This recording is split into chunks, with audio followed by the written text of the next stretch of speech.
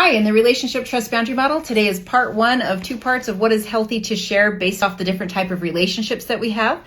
So starting off with a stranger, you want to keep it to your five senses. So let's say you go into a grocery store and a stranger makes a comment to you.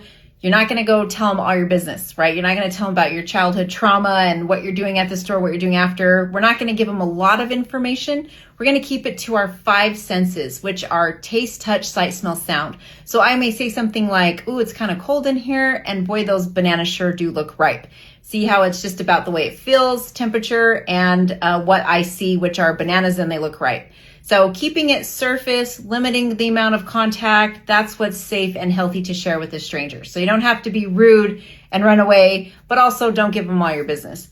And the next one is acquaintance. So with an acquaintance, it's nothing deep. You keep it surface level. So if I've seen someone a few times, I know a bit about their interests. When I meet them again in a setting, I'm just going to talk about common interests. Let's say we both kayak. I may talk about the type of kayak that I have, ask them what they like to use, and is there a place around here they like to go. It's not top secret information, but I'm also giving a bit more than I would a stranger. When we come back, we're going to go through another set of relationships and what's safe. If you like this information, you can go to relationaltrauma101.podia.com. You can get the book. There's also a course. Take good care. I'll see you in the next one.